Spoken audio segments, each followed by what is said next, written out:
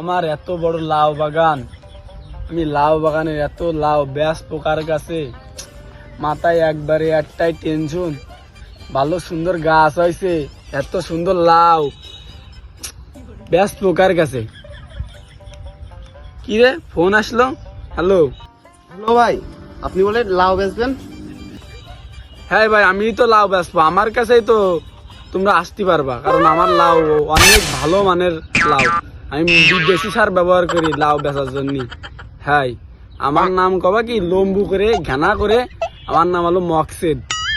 হ্যাঁ ভাই, তাহলে ওই স্কুল মাঠ আছে না, প্রাইমারি কি স্কুল মাঠ আছে, ওইখানে চলে আসো। আমি ওইখানে আসি, লাউ বাগানের পাশে বসে আছি। দাদা আমি তাহলে ব্যাপারীকে ফোন দিই।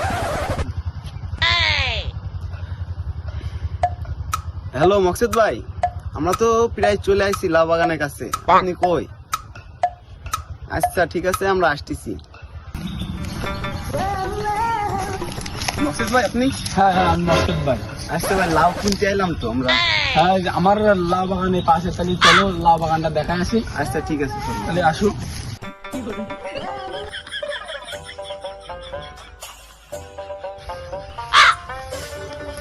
আমার লাউ দেখি যাও, এত সুন্দর সুন্দর সাইজের লাউ। তোমরা কোন জায়গা পাবা এরকম সুন্দর সুন্দর সাইজের লাউ?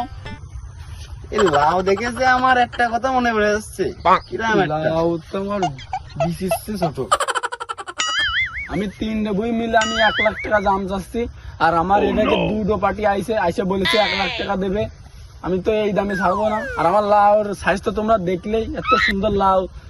আরে ভাই, সেটা তো বড় কথা না, সে লাউ তো আগে সিজনে চলে গেছে, আর এইবার আছে কথা কন, এবার একটু দাম কমাতে হবে।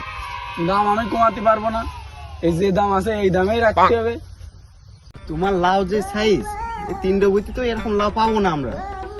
এই তুমি যে 1 লাখ টাকা চাচ্ছ, এই 3 বইতে আমরা হাইয়েস্ট 30,000 টাকা দিতে হবে। তুমি কি রাজি?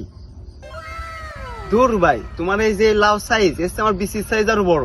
আবার তুমি বলতে চাও এই লাউ খালি আমার হচ্ছে বউ বলে তোমার বাড়ি চলে আসবে। এই কালাম চ, লাউ কেনবো না বাড়া।